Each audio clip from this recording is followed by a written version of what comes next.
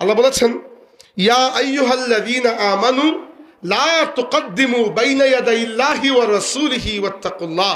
হে ঈমানদাররা, আল্লাহ এবং রাসূলের আগে পা বাড়িও না।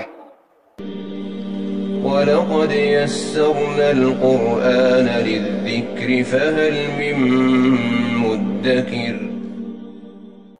এই একটা কথার উপর পুরো 1 ঘন্টা কথা বলা সম্ভব।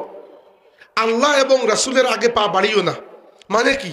মানে হচ্ছে দ্বীন এবং শরীয়ত বলতে তোমরা যা কিছু বুঝো সেটা দিয়েছেন আল্লাহ এবং আল্লাহর পক্ষ থেকে আল্লাহর রাসূল। দ্বীন এবং শরীয়তকে কতটুকু তুমি মানতে পারো সেটা তোমার সকল, তোমার আকল, তোমার আমাল, তোমার তাকতের উপর নির্ভর করে। কিন্তু দ্বীন এবং শরীয়তকে পরিবর্তন করা, ডিজাইন করা, রিডিজাইন করার কোনো ক্ষমতা আল্লাহ তোমাকে দেন নাই। শরীয়ত এটা আল্লাহ এবং আল্লাহর রাসূল আমাদেরকে দিয়ে গেছেন। কারণ কি, যুগে যুগে এরকম মানুষ এসেছে যারা শরীয়তের মধ্যে নানা রকম বিকৃতি প্রবেশ করিয়েছে। এজন্য রাসূল সাল্লাল্লাহু আলাইহি ওয়াসাল্লাম বলেছেন, ইন্নাল্লাহা ইয়াবআসু লিহাযিহিল উম্মতি আলা রাসি কুল্লি মিআতি আমিন মান ইউজাদ্দিদু লাহা দীনাহা। আল্লাহ প্রত্যেক শতাব্দীর পরে পরে, প্রত্যেক 100 বছর পরে পরে আমার উম্মতের মধ্যে কিছু মুজাদ্দিদ পাঠাবেন।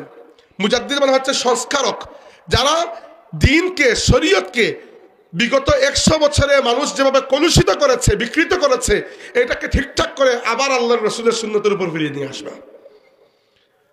তো এই মানুষগুলোকে মুজাদ্দিদ বলা হয়। আর মুজাদ্দিদ আসার কারণই হচ্ছে মানুষ সময় সময় দ্বীনকে বিকৃত করে ফেলে। আমরা জানি তাওরাত আল্লাহর কিতাব, জানি না? আমরা জানি ইনজিল আল্লাহর কিতাব, জানি না? আমরা জানি জাবুর আল্লাহর কিতাব, জানি না? কিন্তু এই কিতাবগুলোর মধ্যে এখন কতটুকু আল্লাহর বাণী আর কতটুকু তারা নিজেদের ইচ্ছা মতো ঢুকিয়ে দিয়েছে, এই খবর এখন আমাদেরকে খুঁজে বের করা ইম্পসিবল। হ্যাঁ, আমরা অতটুকু তাওরাত এবং ইনজিলকে বিশ্বাস করি যতটুকু কোরআন শরীফ তাওরাত এবং ইনজিলের ব্যাপারে সাক্ষী দিয়েছে। উদাহরণস্বরূপ এমন কথা আছে যেটা তাওরাতের মধ্যেও আছে, কোরআন শরীফের মধ্যেও আছে। তার মানে কোরআন হয়ে গেল মুসাদ্দিক, কোরআন তাওরাতকে সত্যায়ন করলো। কিন্তু এমন এমন জায়গা আছে যেগুলোতে কাফিররা সময় সময় বিকৃত করতে করতে এখন তাওরাতের মধ্যে যে শুধু আল্লাহর কালাম আছে তা নয়, আল্লাহর কথা ছাড়াও তারা নিজেদের কথা ঢুকিয়ে দিয়েছে। এইভাবে ইসলামের মধ্যে, শরীয়তের মধ্যে আল্লাহ পাক শুধুমাত্র কোরআন শরীফকে হেফাজত করার জিম্মাদারি নিয়েছেন। কিন্তু শরীয়ত অর্থাৎ কোরআন শরীফের উপর ভিত্তি করে যে দ্বীন, যে শরীয়ত আমরা পেয়েছি, এই দ্বীন, এই শরীয়তের মধ্যে নানান সময় মানুষ নানান বিকৃতি করার চেষ্টা করেছে। এজন্য আল্লাহ রাব্বুল আলামিন আমাদেরকে সতর্ক করছেন, দ্বীন ইসলাম মানার ক্ষেত্রে, পালন করার ক্ষেত্রে লা তুকদ্দিমু বাইনা ইয়াদাইল্লাহি ওয়া রাসূলিহি, আল্লাহ এবং রাসূলের আগে পা বাড়িও না। এই আয়াতটা কেন নাজিল হয়েছে? এই আয়াতটা নাজিল হয়েছিল খুব ছোট্ট একটা কারণে। একবার কুরবানি ঈদের সময় 2 জন সাহাবী ঈদের নামাজ পড়ে এসে রাসূলুল্লাহ সাল্লাল্লাহু আলাইহি ওয়াসাল্লাম কুরবানি দেওয়ার আগে তারা নিজেদের পশু কুরবানি করে ফেলেছেন। কুরবানি করা তো আর কোনো গুনার কাজ না, সওয়াবের কাজ, তাই না? ঈদের দিনের দায়িত্ব হচ্ছে আপনার কুরবানি করা, ওয়াজিব আপনার উপরে। কিন্তু তবুও আল্লাহ রাব্বুল আলামিন কেন রাগ করেছেন? কারণ রাসূলুল্লাহ সাল্লাল্লাহু আলাইহি ওয়াসাল্লামের আগে তারা চলে গেছেন। এজন্য আল্লাহ রাব্বুল আলামিন রাগ করে কোরআন শরীফের আয়াত নাযিল করে দিয়েছেন। আজকের যুগের ফিতনাগুলোর মধ্যে একটা বড় ফিতনা হচ্ছে, যেটা আমি ইদানিং সবচেয়ে বেশি বলছি সব জায়গায়, সেটা হচ্ছে রাসূলুল্লাহ সাল্লাল্লাহু আলাইহি ওয়াসাল্লামকে বাদ দিয়ে একটা ইসলামকে বানানো। সেভাবে সম্রাট আকবর বানিয়েছিল দ্বীন ইলাহি। এভাবে আজকের যুগে নানান ইসলাম, মডারেট ইসলাম, সেকুলার ইসলাম, প্রগ্রেসিভ ইসলাম, নানান ধরনের ইসলাম আসছে। একবার আমি একটা সাক্ষাৎকার দেখলাম, একজন ইসলামিক পণ্ডিত ভারতে, একজন সিনেমার নায়ক আর একজন সাংবাদিক আর একজন কে জানি চিনি না। তো ওই সাংবাদিক প্রশ্ন করেছেন, সিনেমার নায়কও মুসলমান নামকে বসতে, আর ইসলামিক পণ্ডিত যিনি উনি তো মুসলমান এমনিতেই। তো উনাকে প্রশ্ন করেছেন ইসলাম সম্পর্কে, ওই আলিমকে। ওই আলিম তার মতো জবাব দিয়েছেন যেটা ইসলামের জবাব। এরপরে সাংবাদিক ওই সিনেমার নায়ককে প্রশ্ন করেছেন যে এই ইসলাম তো আপনাকে মানতে আমরা দেখি না। অবশ্যই সিনেমার নায়কটার এই ইসলাম মানলে তো সিনেমা যাবে না, তো আপনি কি ইসলাম মানেন না? সিনেমার নায়ক কি বলেছেন জানেন? সিনেমার নায়ক বলেছেন, আমি উনার ইসলাম মানি না, আমি মডারেট ইসলাম মানি। সেদিন আমি প্রথমবার শুনলাম যে মডারেট ইসলাম নামেও মনে একটা ইসলাম আছে। আমি কোন জায়গায় হারিয়ে ফেললাম এটা, আমি কেন পাই নাই? কিছু না কিছু তো পড়ালেখা করেছি। পরে দেখলাম মডারেট ইসলাম মানে হচ্ছে যে আপনি আপনার সুবিধা মতো শরীয়তকে রিডিজাইন করবেন, আপনার পছন্দেরটা রাখবেন আর আপনার পছন্দেরটা বাদ দেবেন। এইভাবে যে ইসলাম দাঁড় হবে এটা মডারেট ইসলাম হয়ে যাবে। কয়েক বছর পরে বাংলাদেশে এগুলো প্র্যাকটিক্যাল উদাহরণ দিচ্ছি আপনাদেরকে বোঝানোর জন্য, তাফসীরের বিষয় নয় এটা, আমি ইচ্ছা করে উদাহরণ দিচ্ছি। বাংলাদেশে একটা সুরগুল উঠলো মাঝখানে 2-3 বছর, এটা এখন আর নাই আলহামদুলিল্লাহ। আমাদের আপনাদের কারণেই এটা বাংলাদেশ থেকে মুছে গেছে। আপনাদের খেয়াল হতে পারে 3-4 বছর আগে সুর উঠেছিল যে এত টাকা কুরবানি করে, এত টাকা দিয়ে গরু কিনে কুরবানি করে কি লাভ, এই টাকা তো গরিবদের মধ্যেই বন্টন করে দেওয়া যায়। এটা শুরু উঠেছিল না?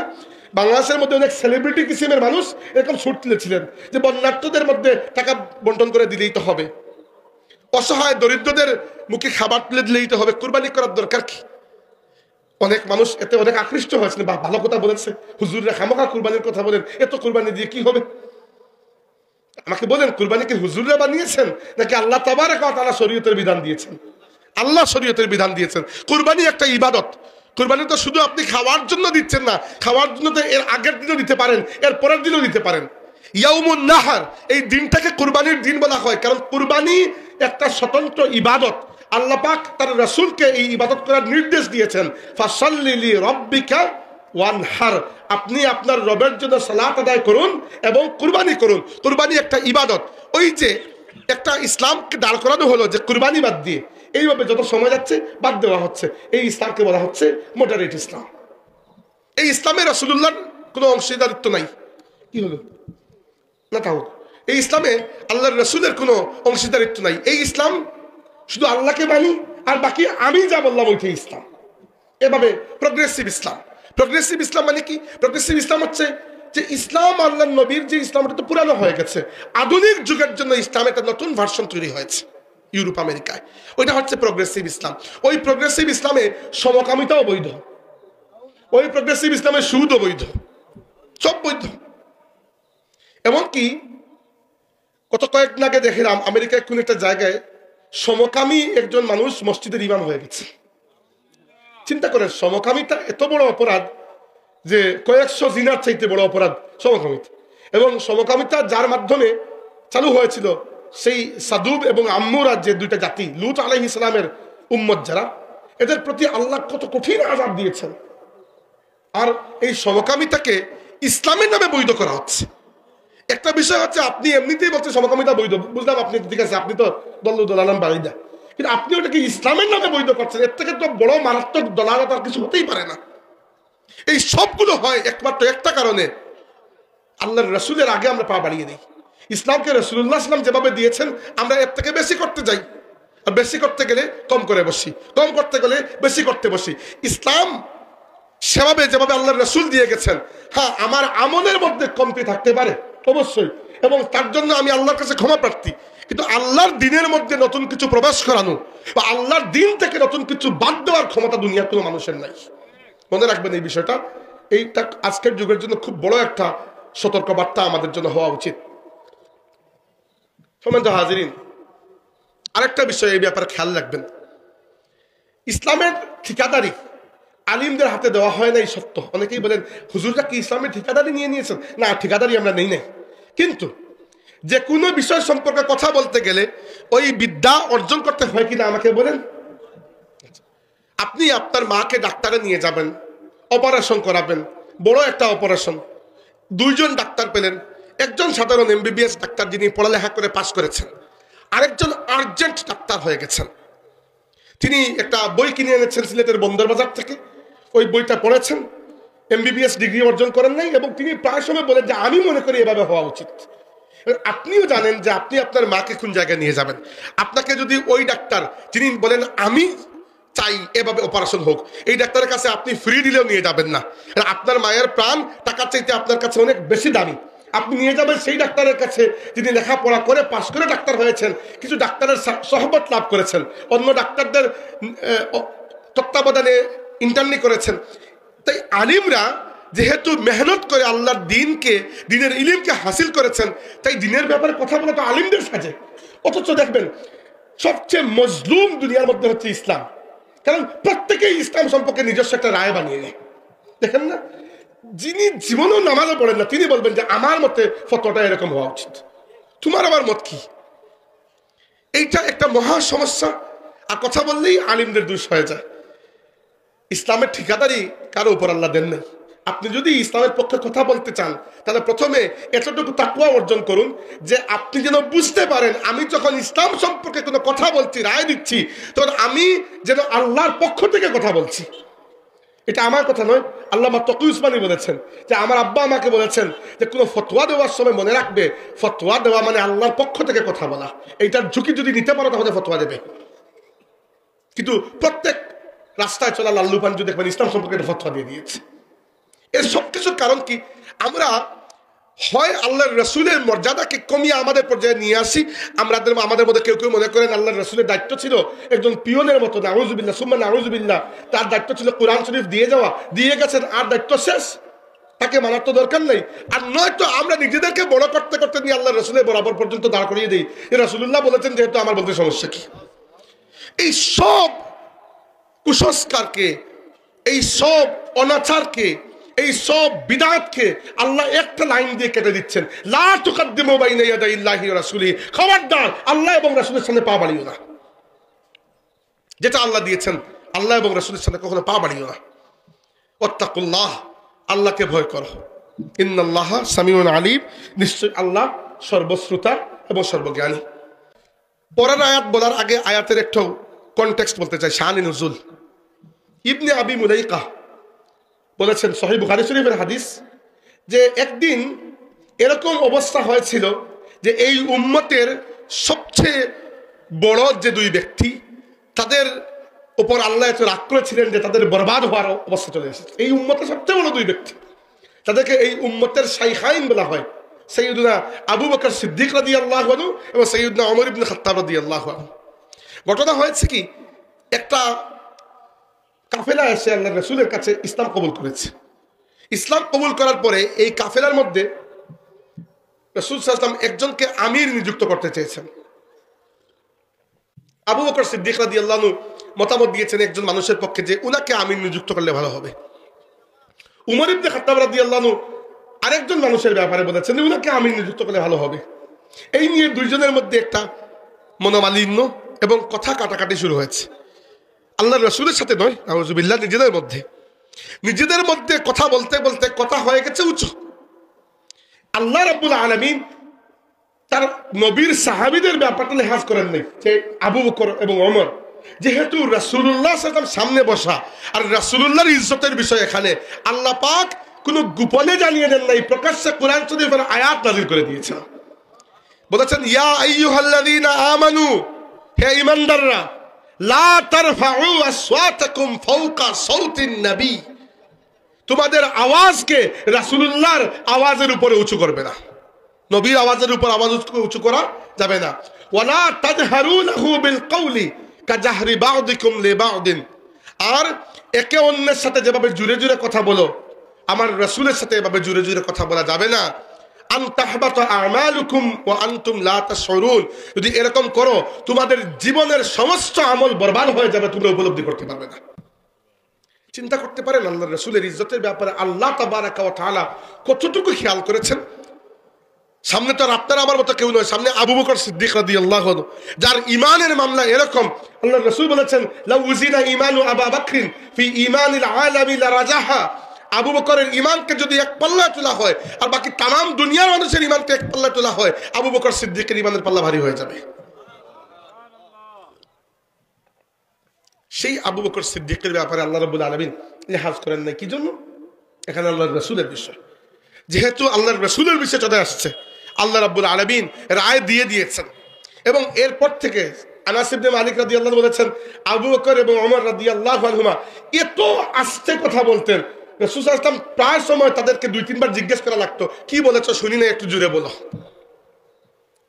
এবার এই আয়াতটা আজকের যুগের জন্য কিভাবে রিলেভেন্ট, কিভাবে প্রাসঙ্গিক?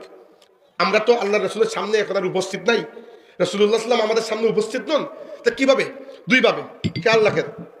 একটা হচ্ছে আমরা আহলে সুন্নাত ওয়াল জামাত, ঠিক আছে তো, আমাদের আকীদা হচ্ছে রাসূল সাল্লাল্লাহু আলাইহি ওয়াসাল্লাম দুনিয়াতে থাকা অবস্থায়, মানে পার্থিব জগতে থাকা অবস্থায় যতটুকু সম্মান, তাজিম, ইহতিরামের দাবিদার ছিলেন, রওজা শরীফে যখন এখন বর্তমানে আরামের অবস্থায় আছেন, আল্লাহর রাসূল একটুও কম সম্মানের দাবিদার নয়, বরং যতটুকু সম্মান দুনিয়াতে আল্লাহর রাসূলকে দেওয়া হতো, এখনো আল্লাহর রাসূলের কবর শরীফের পাশে গিয়ে অতটুকু সম্মান দিতে আমরা বাধ্য। জানেন তো, এটা বুঝেন। অতএব যখন মদিনা শরীফে যাবেন, মনে করবেন আল্লাহর রাসূলের সামনে এসেছেন। বিশেষ করে যখন রওজা শরীফ জিয়ারতে যাবেন, অনেক বাংলাদেশি ভাইদেরকে আমরা দেখি সেখানে গিয়ে ঠিকমতো আদব রক্ষা করতে পারেন না। এখন তো উমরা হয়ে গেছে সহজ, হুট করে চলে যান। যদি আদব রক্ষা করতে না পারেন, মনে করবেন আল্লাহর ওই আয়াতটা আপনার উপরে এসে পড়বে। ওইখানে গিয়ে জুড়ে জুড়ে চিৎকার করা, ওইখানে গিয়ে ঝগড়াঝাটি করা, ওইখানে গিয়ে মানুষের সাথে দুর্ব্যবহার করা, সবাই করেন না, কিছু কিছু মানুষকে দেখি। কিন্তু সতর্ক করতে হবে, আপনার ঈমান বরবাদ হয়ে যাবে ওইখানে গিয়ে কথা বললে জুড়ে। এজন্য মদিনা শরীফে যখন যাবেন, মনে রাখবেন আল্লাহর রাসূলের হিসাব তো বহু উপরে। সাধারণ একজন মদিনার মানুষের ইজ্জত হচ্ছে এইরকম। রাসূল সাল্লাল্লাহু আলাইহি ওয়াসাল্লাম বলেছেন, মান আরাদা আহলাল মাদিনাতা বিসুইন আযাবাহুল্লাহু কামা ইয়াযুবুল মিলহু ফিল মা। যে ব্যক্তি মদিনার কোনো মানুষের সাথে খারাপ আচরণ করার ইচ্ছা করে, খারাপ আচরণ করা লাগবে না, মান আরাদা, যে ইরাদা করে, ইচ্ছা করে যে মদিনার মানুষের সাথে খারাপ আচরণ করব, আযাবাহুল্লাহু কামা ইয়াযুবুল মিলহু ফিল মা, যেভাবে লবণ পানিতে পড়লে গলে যায়, আল্লাহ ওই ব্যক্তিকে জাহান্নামে এইভাবে গলিয়ে দেবেন। মদিনা শরীফে যাওয়ার পরে চিৎকার চেঁচামেচি করা, বিশৃঙ্খলা করা, ঝগড়া করা, অতিরিক্ত পর্যায়ে উত্তেজিত হয়ে যাওয়া, এইসব বিষয় আল্লাহ রাসূল বলেছেন, আল মাদিনাতু হারামুন মিনাল আইরি ইলা সৌর।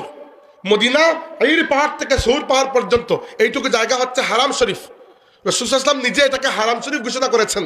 বলেছেন, লা ইয়াহদিসু ফিহা হাদাসুন, এখানে কোনো বিশৃঙ্খলা সৃষ্টি করো না। মান আহদাসা ফিহা হাদাস, যে ব্যক্তি এখানে বিশৃঙ্খলা সৃষ্টি করে, ফাআলাইহি লানাতুল্লাহি ওয়াল মালাইকাতি ওয়ান নাসি আজমাইন, ওই ব্যক্তির প্রতি আল্লাহ, তার সমস্ত ফেরেশতা এবং দুনিয়ার तमाम মানুষের লানত দিয়ে বর্ষিত হয়। লা ইউকবালু আনহু ইয়াউমাল কিয়ামাতি সারফান ওয়ালা আদলা, কিয়ামতের দিন ওই ব্যক্তির কোনো ফরজ ইবাদতকেও আল্লাহ কবুল করবেন না, কোনো নফল ইবাদতকেও কবুল করবেন না। যাবেন মদিনা শরীফ, ইনশাআল্লাহ যাবেন, কিন্তু আদব তো রক্ষা করবেন।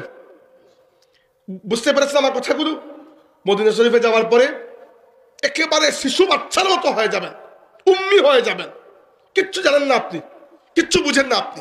ওখানে তো গিয়েছেন আপনি আপনার ঈমানকে তাজা করতে। ইন্নাল ঈমানা লা ইয়ারিজু ইলাল মাদিনাতি কামা তারিজুল হাইয়াতু ইলা জুহরিহা। আল্লাহর রাসূল বলেছেন, ঈমান এমন ভাবে মদিনায় এসে আশ্রয় নেবে যেভাবে সাপ তার গুহার মধ্যে কুণ্ডুলি পাখি আশ্রয় নেয়, এইভাবে ঈমান মদিনায় আশ্রয় নেয়। ঈমানের জায়গা হচ্ছে মদিনা। তাই আল্লাহর রাসূলের সামনে সাহাবায়ে কেরাম যেভাবে থাকতেন, আপনি যখন রওজা শরীফের সামনে গিয়ে দাঁড়াবেন, একেবারে শিশু অসহায় মানুষের মতো দাঁড়িয়ে নিজের হৃদয়টা খুলে দিয়ে কায়মন বাক্যে সালাম পেশ করবেন এবং এরপরে আদবের সাথে বেরিয়ে আসবেন। ইদানিং দেখা যায় অনেক মানুষ যান, আল্লাহ জানে কতজন আদব রক্ষা করেন, কিন্তু আমার কথাগুলো যদি আপনার মনে ধরে, মনে হয় আমি কোনো দলিল ভিত্তিক কথা বলেছি, আল্লাহর ওয়াস্তে আপনার ঈমানের জন্য, আমার জন্য নয়, আপনি মদিনা শরীফ যাওয়ার পরে শিশু বাচ্চা যেভাবে হয়ে যায় ওইভাবে আপনি আদব রক্ষা করবেন। কোনো ধরনের হেডম ওখানে গিয়ে দেখানো যাবে না, আপনার সব ঈমান বরবাদ হয়ে যাবে।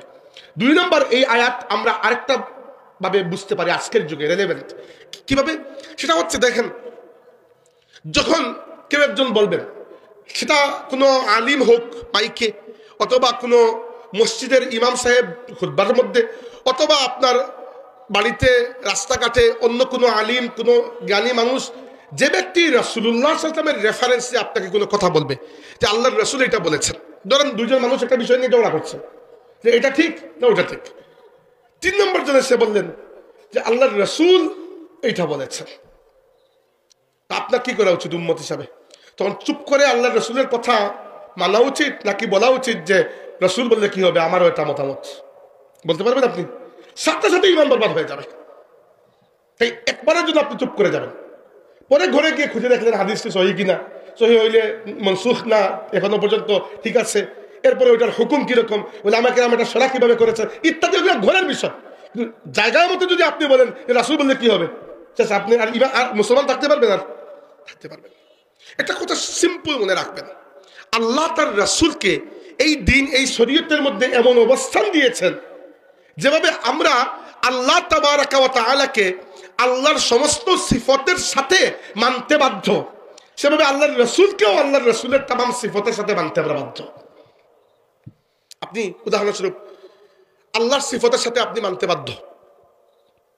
এজন্য আপনি তো পড়েন ইমানের মুজমাল মনে আছে, আমানতু বিল্লাহি কামা হুয়া বিআসমাইহি ওয়া সিফাতিহি ক্বাবিলতু জামিআ। অর্থ কি? যে আমানতু বিল্লাহি কামা হুয়া, আমি আল্লাহর প্রতি ঈমান এনেছি যেভাবে আল্লাহ আছেন। জানি না আল্লাহ কিভাবে আছেন, যেভাবে আছেন। বিআসমাইহি ওয়া সিফাতিহি, আল্লাহর সমস্ত নাম এবং সমস্ত গুণাবলীর সহিত। ও ক্বাবিলতু জামিআ, এবং আমি এই সবগুলোকে কবুল করলাম। তার মানে কি?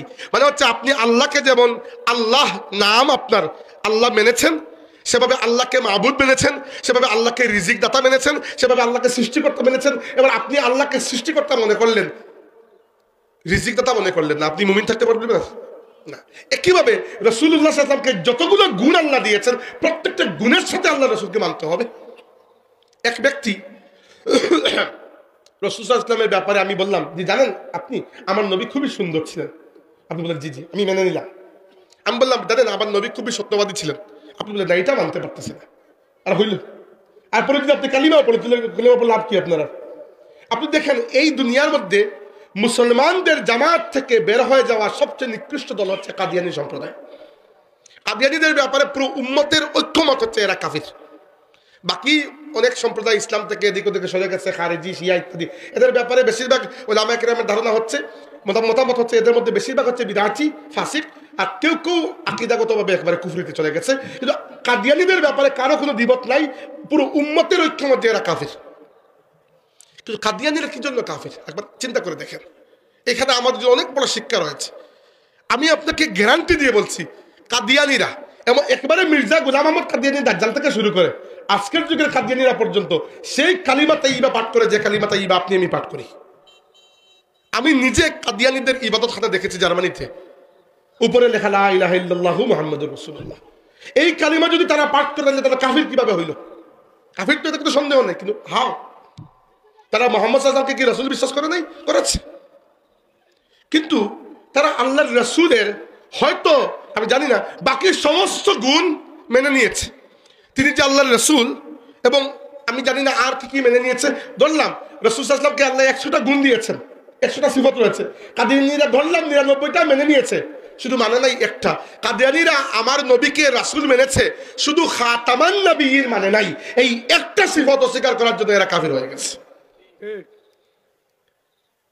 একবার এই কথাটা চিন্তা করে দেখেন, আল্লাহ তার রাসূলকে কোন পজিশনে দিয়েছেন যে একটা কথা, একটা গুণ, একটা সিফত অস্বীকার করলে আপনি ঈমান থেকে বেরিয়ে যাবেন। তো এজন্য আল্লাহ তাবারক ওয়া তাআলা পরের আয়াতে কি বলেছেন আমাদেরকে? বলেছেন ইন্নাল্লাযীনা ইয়াগুদ্দুনা আসওয়াতাহুম ইনদা রাসূলিল্লাহি উলাইকাল্লাযীনা ইমতাহানাল্লাহু কুলুবাহুম লিত্তাকওয়া। যারা রাসূলুল্লাহর সামনে তাদের আওয়াজকে নিচু করে ফেলে, যারা রাসূলুল্লাহর সামনে আওয়াজটাকে নিচু করে ফেলে, তাদের অন্তরকে আল্লাহ তাকওয়ার জন্য বাছাই করে দেন। সুবহানাল্লাহ, বাছাই করে নিয়েছেন। তাকওয়া কি জবরদস্তি আপনি হাসিল করতে পারবেন? হেদায়েত জবরদস্তি হাসিল করতে পারবেন? সম্ভব না। হেদায়েত দেওয়ার মালিক একমাত্র আল্লাহ। আর আল্লাহ বলছেন জাস্ট রাসূলুল্লাহকে আদব করো, আমি আল্লাহ তোমার অন্তরকে তাকওয়া দিয়ে পরিপূর্ণ করে দেব।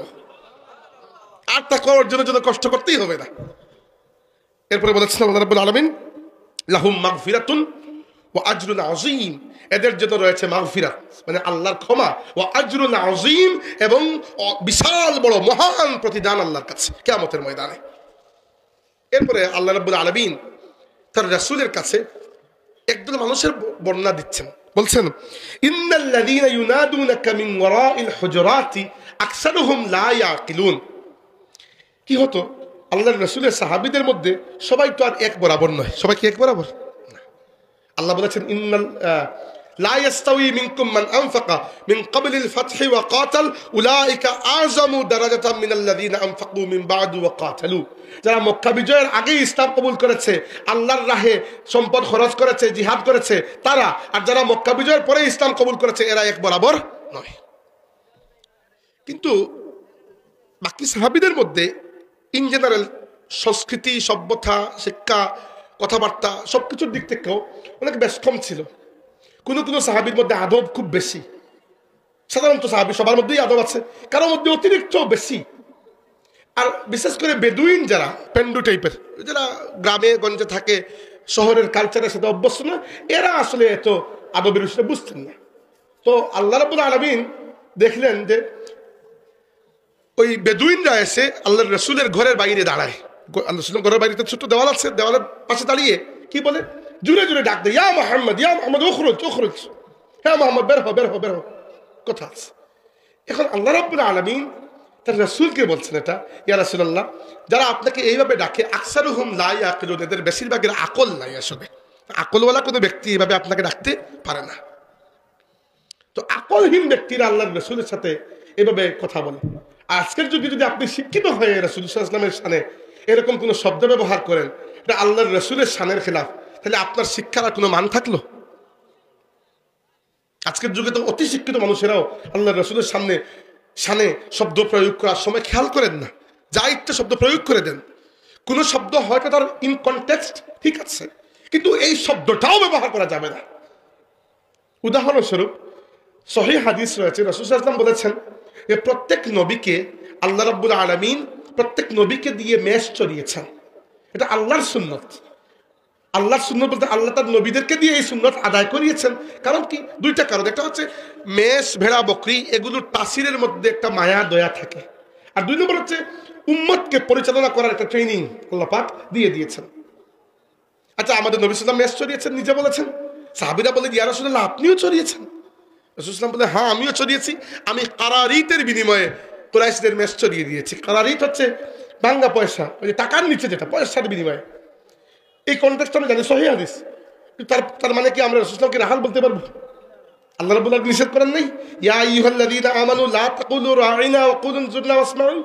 এমনকি সাহাবায়ে কেরাম তো রাসূল সাল্লাল্লাহু আলাইহি ওয়াসাল্লামকে নিজের আত্মীয়তার সম্পর্কের নাম ধরেও ডাকতেন না, যখন ডাকতেন ইয়া রাসূলুল্লাহ বলে সম্বোধন করতেন। আচ্ছা, এই তো কাহিনী আল্লাহ রাব্বুল আলামিন কেন আমাদেরকে শেখাচ্ছেন? কারণ হচ্ছে আল্লাহর ইরাদা হচ্ছে একটা উম্মত হিসাবে আমাদেরকে গঠন করবেন, আর উম্মত গঠন হওয়ার জন্য বদ্ধখানে রাসূলুল্লাহ সাল্লাল্লাহু আলাইহি ওয়াসাল্লামকে রাখতে হয়। আল্লাহর রাসূলের তাজিম মহব্বত, ইশকে রাসূল হচ্ছে সেই সিমেন্ট, যে সিমেন্ট দিয়ে উম্মতকে জুড়ে রাখা যায়, অন্যথায় এই উম্মতকে অন্য কোনো কিছু দিয়ে জুড়ে রাখা যাবে না।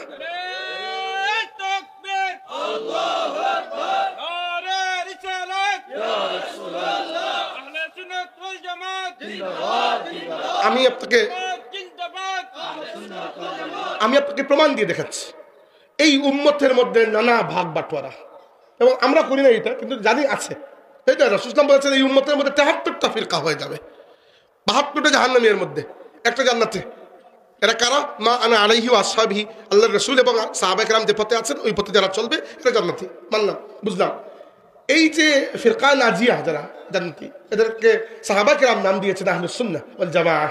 এই আহলুস সুন্নাহ ওয়াল জামাআর মধ্যে আবার বিভিন্ন মাসলাক আছে, বিভিন্ন মাযহাব আছে, বিভিন্ন তরিকা আছে সবকিছু। প্রত্যেকের মাসলা মাসাইল অনেকটা আলাদা আলাদা, উৎসাহ উদ্দীপনা নিয়ে আদায় করেন, কেউ করেন না, কেউ আবার বিরোধিতাও করেন, এক একজনের এক এক মাসলা। এই পুরো উম্মতকে যদি একসাথে আপনি রাস্তায় নামাতে চান, এই একটাই পদ্ধতি। এটা আমার অবজারভেশন, আমি নিজের চোখে দেখেছি। কোন দুনিয়ার মধ্যে কোনো মানুষ যদি আমাদের নবী সাল্লাল্লাহু আলাইহি ওয়াসাল্লামের ইজ্জতের উপর আঘাত করে কোনো কথা বলে ফেলে, বেনামাজি হলেও রাস্তায় বেরিয়ে পড়বে না? এই সতর্কতা আমাদের মধ্যে, এই সতর্কতা ওদের মধ্যে আছে বলেই তো এখনো ইসলাম টিকে আছে।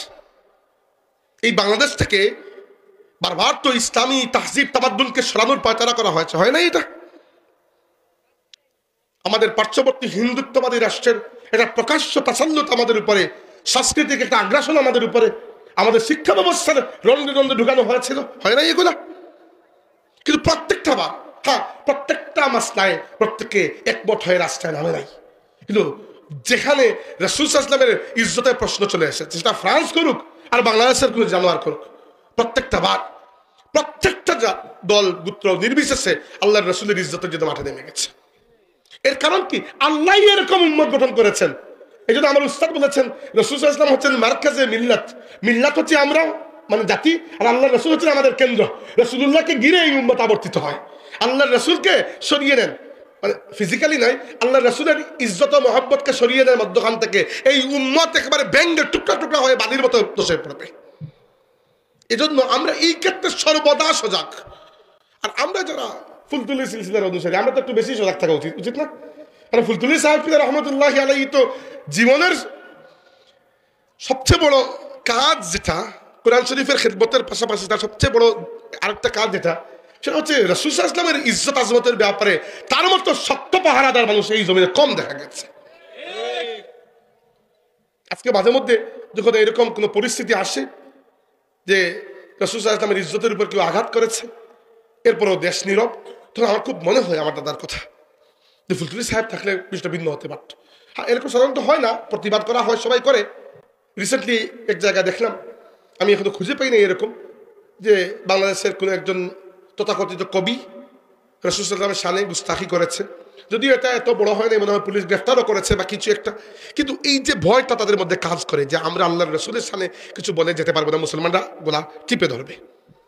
দুনিয়ার মধ্যে উম্মতে মুহাম্মদ বলে যদি কিছু থাকে এই কারণেই টিকে আছে, নাহলে আমরা হাজারটা মাসলা এই উম্মতকে ভেঙে টুকরা টুকরা এমনিতে করে দিয়েছি। এটা মনে রাখবেন, এই মিল্লাতে মুসলিমা মানে উম্মতে মুসলিমা কিয়ামত পর্যন্ত টিকে থাকবে এই একটা সিমেন্টের শক্তিতে, সেটা হচ্ছে আল্লাহর রাসূলের প্রতি আমাদের যে আকীদাত, শুধু মহব্বত না, আকীদাত।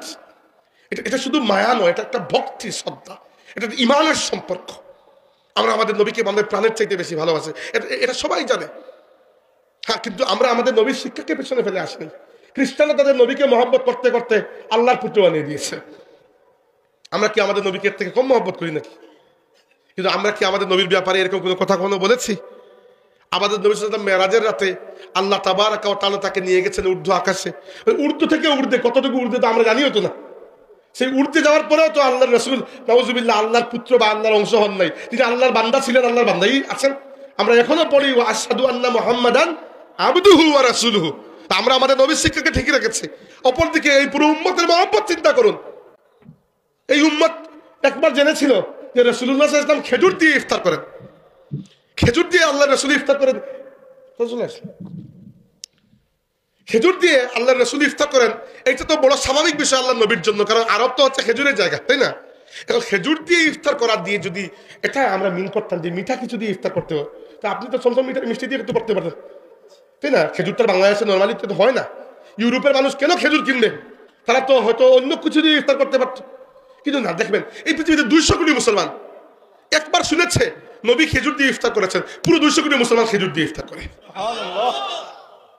এই মহব্বত দুনিয়ার অন্য কোন জাতি দেখাতে পারে না। এই জন্য উম্মত ঠিকই আছে এখন। এগুলো সবগুলো তাফসীর করছি না, কিছু আবার আবেগের কথা বলছি, বুঝতে পারতেছেন। সবগুলো আবার মনে করেন কোন কিতাব থেকে বলতেছেন, এত কিতাব থেকে বলতেছেন, এগুলো আমার অবজারভেশন আমি বলছি। তো আমি বলছি এই জন্য যে এই যে 3টা আয়াতে পরপর আল্লাহ তার রাসূলের আদব আমাদেরকে শিখিয়েছেন। ওয়াই, কারণ উম্মত যদি বানাতে হয় একমাত্র রাসূল সাল্লাল্লাহু আলাইহি ওয়াসাল্লামের আদব ও মহব্বতের এই যে সিমেন্ট দিয়ে উম্মতের ইটগুলোকে গাঁথতে হবে, নইলে আপনার আমার মধ্যে আর কি সম্পর্ক থাকবে বলুন? আপনার সাথে আমার মহব্বতের সম্পর্ক এই জন্য যে আপনি যার নামে কালিমা পড়েছেন, আমিও তার নামে কালিমা পড়েছি, এটাই তো আপনার আমার মহব্বতের সম্পর্ক। হাজিরিন, এবার আসুন তাহলে কি শিখলাম আমরা? 2টা কথা এখনো পর্যন্ত জানলাম। একটা হচ্ছে দ্বীন এবং শরীয়ত, আল্লাহ এবং রাসূল যা দিয়েছেন ওইটা তুমি তোমার, আমি মনে করি দামে কোনো কিছু নাই। আল্লাহ বলেছেন লা তুকাদ্দিমু বাইনা ইয়াদাইল্লাহি ওয়া রাসূলিহি, আল্লাহ এবং রাসূলের সামনে পা বাড়িও না। অতএব there is no moderate Islam, no progressive Islam, nothing, there is only one Islam. Okay, একটাই ইসলাম যেটা রাসূল সাল্লাল্লাহু আলাইহি ওয়াসাল্লাম আমাদেরকে দিয়ে গেছেন। আর কোনো ইসলাম নাই, কোনো আধুনিক ইসলাম, পর আধুনিক ইসলাম, উত্তরাধুনিক ইসলাম, কাটা ইসলাম, সেলা ইসলাম, আরবের ইসলাম, আজমি ইসলাম, এখন শুনেছি লালনবাদী ইসলাম, পালনবাদী ইসলাম, সুফিবাদী ইসলাম। আল্লাহর রাসূলকে ছেড়ে দিলে কিসের সুফি? আবার এরকম সুফিদের কিতাবে উড়িয়ে ফেলে দেবো। রাসূলুল্লাহর সাথে যে ওয়াফাদারি করবে সে আমাদের কাছে শ্রদ্ধার পাত্র, আর যে বেওয়াফাই করবে সে যা কিছু নাম লাগিয়ে ফেলুক, আমার কি? আমি তো অন্য কারোর কাছে জবাবদিহি করতে বাধ্য নয়, আমি তো অন্য কারো শাফাআত চাই হতো না, আমি তো খালি আমার নবীর শাফাআত চাই। হাজির যেটা বলছিলাম, এরপরেরটা কি আল্লাহ শিখিয়েছেন? এরপরে 3 আয়াতে শিখিয়েছেন রাসূলুল্লাহর আদব কিভাবে করতে হয়। আচ্ছা, এরপরে আল্লাহ রাব্বুল আলামিন বলছেন যে ওয়ালাউ আন্নাহুম সাবারু হাত্তা তাখরুজা ইলাইহিম লাকানা খায়রান লাহুম ওয়াল্লাহু গফুরুর রহিম। যারা আপনার হুজরার বাইরে থেকে আপনাকে নাম ধরে চিৎকার করে ডাকে, যদি এরা আকলবন্ধ হতো তাহলে তারা বুঝতো যে যদি আপনাকে এরকম ডাকাডাকি না করে আপনার জন্য সবর করতো, অপেক্ষা করতো, আপনি আসার এটা তাদের জন্য ভালো ছিল। আল্লাহু গফুরুর রহিম, আল্লাহ বড় দয়ালু এবং আল্লাহ ক্ষমাশীল। কারণ এরা বেয়াকল, এরা বুঝতে পারে না আসলে। দেখেন এই কথাকেও আজকের যুগে আমাদের জন্য রিলেভেন্ট করার উপায় আছে। কিভাবে? আল্লাহ রসুলের অপেক্ষা করছেন। ধরেন আপনি নিজেকে কল্পনা করেন আল্লাহ রসুলের যুগে, আপনি বড় শখ করে এসেছেন আল্লাহ রসুলের সাথে সাক্ষাৎ করার জন্য। দূর থেকে সাহাবীরা আসছেন না, মহব্বতের পাহাড় নিয়ে আসছেন বুকের মধ্যে, কিন্তু দেখা হচ্ছে যে আল্লাহ রসুল হয়তো ঘরে ব্যস্ত, অন্য কোনো কাজে ব্যস্ত হতে পারে না এরকম। তো আপনি ডাকাডাকি না করে অস্থির না হয়ে সবর করছেন। আল্লাহ বলছেন এটা আপনার জন্য উত্তম। আর রাসূলুল্লাহ সাল্লাল্লাহু আলাইহি ওয়াসাল্লাম আমাদেরকেও এমনভাবে এই বরকতের মধ্যে শরীক করেছেন, বলেছেন যে ব্যক্তি আমার মদিনায় এসে কোনো কষ্ট পাবে আর সবর করে ফেলবে, আমি তার জন্য কিয়ামতের দিন আল্লাহর কাছে সুপারিশ করব। দেখেন আল্লাহ রসুল এই বরকত থেকে আমাদেরকে বঞ্চিত রাখেন নাই। এই বরকতের মধ্যে আল্লাহ রসুল আমাদেরকে ঢুকিয়ে দিয়েছেন যে এখন তো রাসূলুল্লাহ আমাদের এক্স্যাক্টলি সামনে নাই, অতএব মদিনা শরীফ যদি আসো আর মদিনা শরীফ এসে যদি কোনো কষ্ট পাও, হাঁটার পথে পায়ে হুচট খেয়ে গেছো বা অন্য কোনো সমস্যা, রেস্টুরেন্টে গেছো, সে রুটি দিয়েছে ডাল দিয়ে নেই, খামাখা ঝগড়া না করে একটু সবর করলে একটু পরে হয়তো দিয়ে যাবে, এতটুকুই। মদিনার মানুষ খারাপ আচরণ করবো না, খারাপ আচরণ করলে তো মহা অসুবিধা, তাই না? হাদিস তো আগে বলেছি। তো আপনি সবর করে ফেলেছেন। এমনকি কোনো কোনো হাদিসে আছে সবর করতে করতে যে মৌত হয়ে যায় তবুও সবর। আল্লাহ রসুল বলেছেন মান মান ইয়াস্তাতি আন ইয়ামুত বিল মাদিনাতি ফালইয়াফআল ফাইন্নী আশফাউ লিমান মাতা বিহা। তোমাদের মধ্যে যাদের সুযোগ থাকে মদিনায় মৃত্যুবরণ করার, তারা যেন মদিনায় মৃত্যুবরণ করে। যে মদিনায় মৃত্যুবরণ করবে আমি কিয়ামতের দিন তার জন্য আল্লাহর কাছে শাফাআত করব। আল্লাহুম্মা রযুকনাল মাউতা ফি বিলাদি রাসূলিকা সাল্লাল্লাহু আলাইহি ওয়াসাল্লাম ওয়া দুফিনা ফি জান্নাতিল বাকি। হাজিরিন, যদি বলছিলাম যে এরপরে আল্লাহ রাব্বুল আলামিন বলেছেন আমাদেরকে সামাজিক নিয়ম শিখাচ্ছেন আল্লাহ। তাহলে দুইটা শিখিয়ে দিয়েছেন, একটা হচ্ছে আল্লাহ এবং রাসূলের সামনে যেন পা না বাড়াই দ্বীনের ক্ষেত্রে, ইসলামিক ক্ষেত্রে। দুই নম্বর হচ্ছে রাসূলুল্লাহর আদবটা যেন ঠিক রাখি। তিন নম্বর আল্লাহ শিখাচ্ছেন ইয়া আইয়ুহাল্লাযীনা আমানু ইন জাআকুম ফাসিকুম বিনাবাইন ফাতাবায়ানু আন তুসিবু কওমান বিজাহালাতিন ফাতুসবিহু আলা মা ফাআলতুম নাদিমিন। আমাদের আজকের যুগের জন্য বড়ই রিলেভেন্ট। এটা নিয়ে এক ঘন্টা কথা বললে কথা কম হবে। আল্লাহ বলছেন হে ইমানদাররা, যদি কোনো ফাসিক ব্যক্তি, ফাসিক মানে কি? পাপাচারী, মানে পাপের উপরে পাপ, মিথ্যা কথা, বেঈমানি, আন্দাজি, অশ্লীল ব্যক্তি, কোনো নির্ভরতাহীন ব্যক্তি তোমাদের কাছে কোনো সংবাদ নিয়ে আসে, তাহলে ওই সংবাদের উপর রিয়েক্ট করার আগে ওই সংবাদটি ফাতাবাইয়ানু, একবার তদন্ত করে যাচ করে দেখো। কি জন্য? কারণ হতে পারে তার পক্ষ থেকে কোনো খবর পেয়ে লাফ দিয়ে গিয়ে তুমি অন্য কারোর উপর হামলা করে দেবে, আর পরে দেখবে ওই ব্যক্তি মিথ্যা বলেছিল, মিথ্যা তথ্য দিয়েছিল, পরবর্তীতে তোমার নিজের কাজের জন্য তুমি লজ্জা পেয়ে যাবে। আল্লাহ পাক কিরকম আমাদেরকে শিক্ষা দিচ্ছেন আজকের যুগে। দেখেন মিডিয়াকে দুনিয়াতে নিশ্চয়ই তৈরি করা হয়েছিল মানুষের কাছে সংবাদ পৌঁছানোর জন্য, না? মিডিয়া হয়ে গেছে দুনিয়ার মধ্যে সাথে বেঈমান মিডিয়া। আপনাদেরকে বলছি না, আমি ইন জেনারেল মিডিয়া বলছি, কারণ উদ্দেশ্য করে দেয়। মিডিয়ার মাধ্যমে দুনিয়াতে যত মিথ্যা খবর রচিত হয়, আপনারা একটা বার ইরাক যুদ্ধের কাহিনীর ইতিহাসটা পড়ে দেখবেন। ওই সময় আমেরিকার পক্ষ থেকে ইরাকের উপর যে হামলা করা হয়েছিল, জাতিসংঘ ওই হামলায় রাজি না। একমাত্র ইউরোপের মধ্যে ইংল্যান্ড ছাড়া আর কোনো একটা রাষ্ট্র আমেরিকার সাথে যাতে রাজি নয়, আমরা ইরাকে হামলা করবো না। তখন আমেরিকার দুই মন্ত্রী, একজন নাম হচ্ছে কলিন পাওয়েল, আরেকটার নাম কি জানিছিল, ডিক চেনি না কন্ডোলিজা রাইস, কি এরকম কিছু নাম ছিল। এরা একটা প্রোপাগান্ডা তৈরি করলো যে সাদ্দাম হোসেনের কাছে এমন অস্ত্র আছে, the weapon of mass killing, পৃথিবীর মানুষকে মেরে ফেলতে পারবে এক মুহূর্তে, এরকম অস্ত্র আছে। হুদাই সাদ্দাম হোসেনের কাছে অস্ত্র কই থেকে থাকবে? সাদ্দাম ইরাক কি এত ধনী ছিল নাকি? তো যে অস্ত্র আমেরিকার কাছে নেই, ওই শুধু ইরাকের কাছে থাকার কথাই তো না।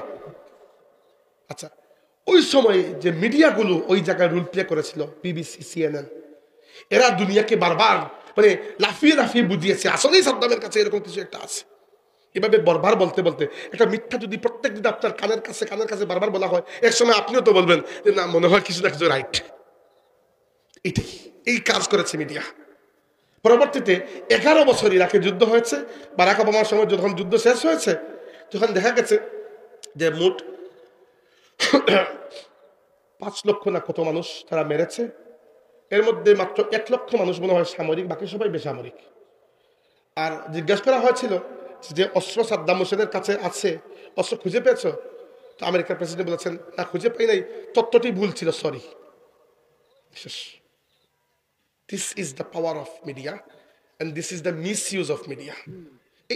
এইটাকে আল্লাহ শেখাতে চাচ্ছেন। আল্লাহ মিডিয়ার কথা বলেন না, আমি মিডিয়ার কথা উদাহরণ দিচ্ছি, উদাহরণ হিসাবে বলছি।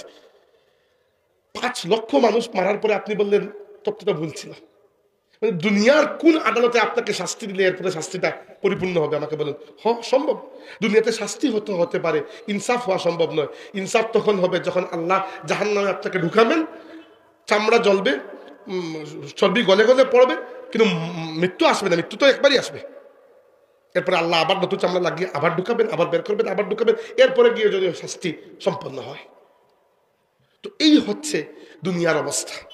এবং এখান থেকে এবার আপনি আমাদের সোশ্যাল মিডিয়ার কথা চিন্তা করেন। আজকের যুগে সোশ্যাল মিডিয়া এই পরিমাণ মিস ইনফরমেশন, যে কোনো সময় যে কোনো মানুষের ব্যাপারে, যে কোনো মানুষের চরিত্র হননের করে, যে বিষয় সম্পর্কে কারো কোনো ধারণাই নাই, একেবারে মিথ্যা খামোখা অপবাদ মানুষের নামে, এগুলো ছড়ায় না মিডিয়া বেশি।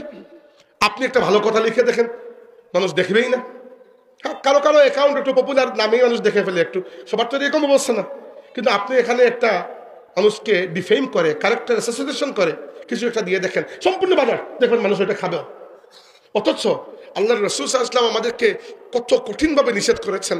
মান ক্বালা ফি মুমিনিন মা লাইসা ফিহি আসকানাহুল্লাহু রাদগাতাল খাবালি হাত্তা ইয়াখরুজা মিম্মা ক্বালা। যে ব্যক্তি কোনো মুসলমানের ব্যাপারে এমন কোনো কথা বলবে, এমন কোনো মিথ্যা অপবাদ দিবে যা ওই মুসলমানের মধ্যে নাই, ওই মুসলমান করে নাই, আল্লাহ ওই অপবাদ দেওয়া ব্যক্তিকে কিয়ামতের দিন রাদগাতুল খাবালের মধ্যে চুবিয়ে রাখবেন। রাদগাতুল খাবাল হচ্ছে সেই কূপ যেখানে গিয়ে জাহান্নামীদের রক্ত এবং পুঁজ গিয়ে জমা হবে, ওখানে আল্লাহ চুবিয়ে রাখবেন এবং বলবেন ওই কথা রিট্রাক্ট করে এখান থেকে বের হয়ে যাও, এর আগে বের হতে পারবে না। কিন্তু আমাদের সমাজে মানুষের নামে মিথ্যা ছড়ানো হয় না? কত মানুষের সামনে নামে মিথ্যা বদনাম ছড়ানো হয়। পলিটিক্যালি তো হয়, সামাজিকভাবেও হয়, ধর্মীয় ক্ষেত্রেও হয়, রাজনৈতিকভাবে আমাদের দেশে একে অন্যের নামে মিথ্যা মামলা দেওয়া হয়, সম্পূর্ণ মিস ইনফরমেশনের উপর ভিত্তি করে। রাসূল সাল্লাল্লাহু আলাইহি ওয়াসাল্লাম বলেছেন, মান খাসামা ফি বাতিলিন ওয়া হুয়া ইয়ালামুহু লা ইয়াজাল ফি সাখাতিল্লাহি হাত্তা ইয়ানজিআ আনহু আও কামা ক্বালা সাল্লাল্লাহু আলাইহি ওয়াসাল্লাম।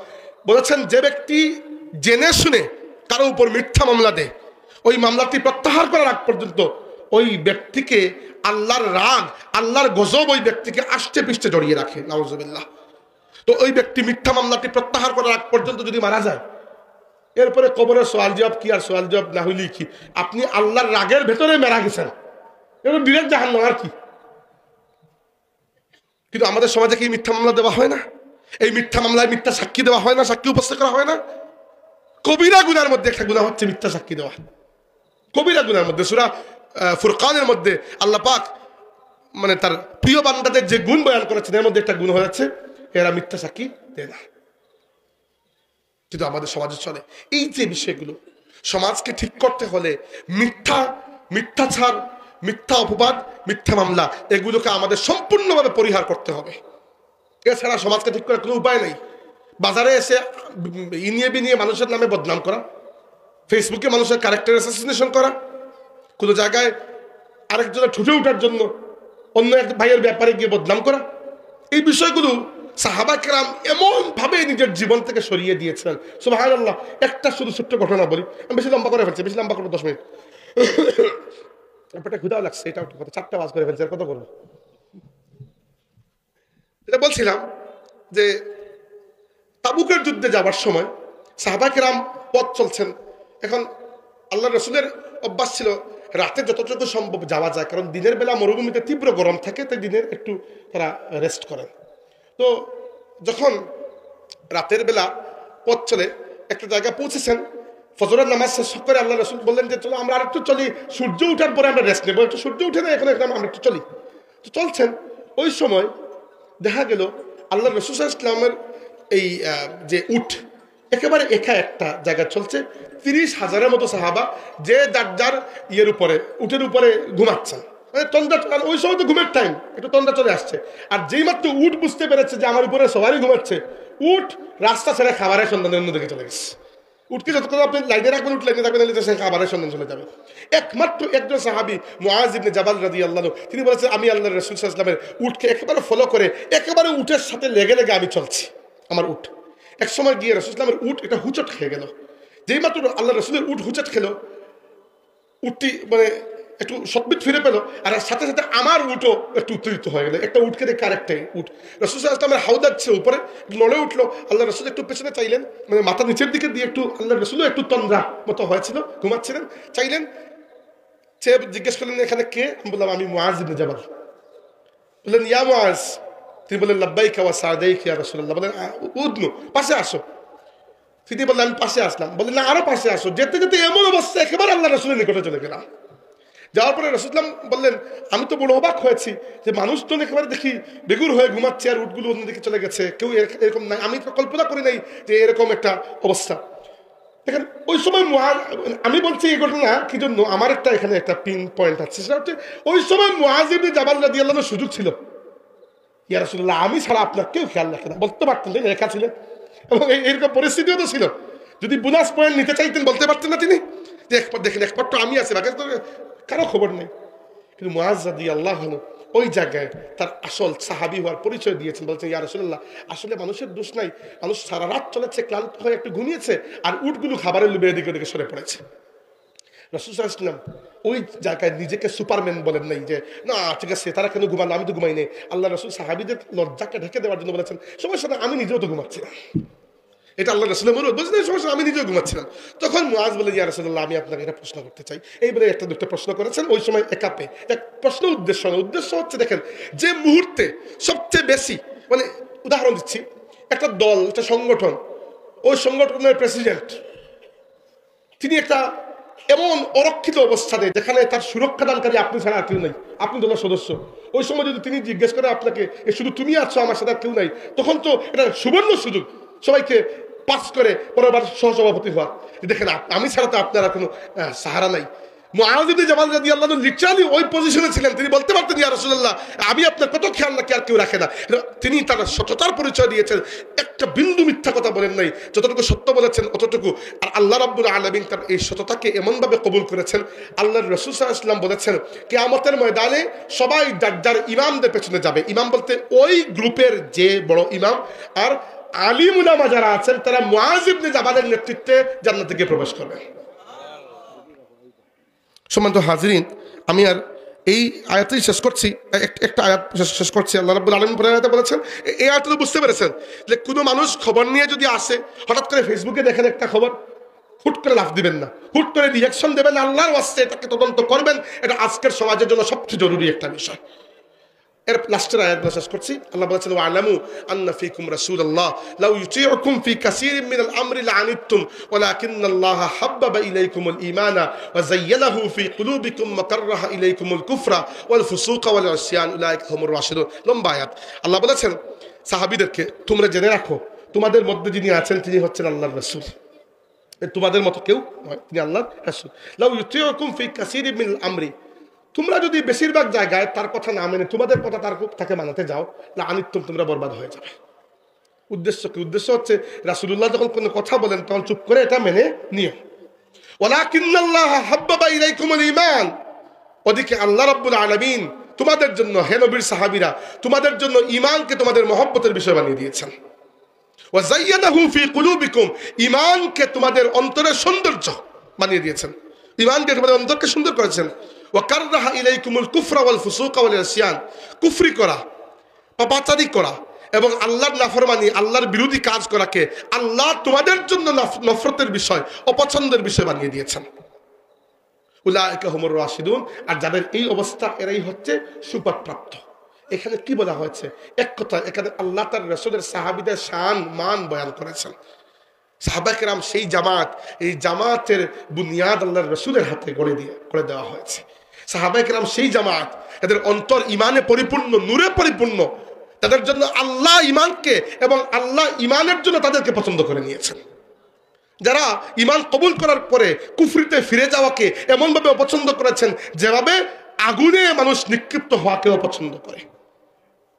আমরা আল্লাহর রাসূলের সাহাবায়ে কেরামের পথে চলব, তাদের আদর্শ আমাদের আদর্শ, তারা আমাদের আদর্শ, আমাদের উসওয়া, আমাদের আইডল। এই যে কথা করে বলেন না আপনারা তারুণ্যের আইডল, যুবকদের আইডল, এই আইডল সেই আইডল, সব আইডল ফাউল। আইডল সাহাবায়ে কেরাম, বাকি দুনিয়ার কোনো আইডলের 2 টাকার কোনো দাম নেই, 2 টাকার দাম নেই। শেষ, লাস্টের কথা বলে দিচ্ছি। আমাদের জন্য জীবন আদর্শ হচ্ছেন আল্লাহর রাসূল এবং রাসূলুল্লাহ সাহাবায়ে কেরাম। বুঝতে পেরেছেন? এরা আমাদের আদর্শ, এরা আমাদের আইডল। আর পরবর্তী সেই সকল মানুষ যারা আল্লাহর রাসূলের সাথে ওয়াফাদারি করেছে, আল্লাহর দ্বীনের সাথে ওয়াফাদারি করেছে, আল্লাহর সাথে ওয়াফাদারি করেছে, সাহাবায়ে কেরামের পথ মত আদর্শের উপর চলেছেন, এরা আমাদের জন্য আদর্শ।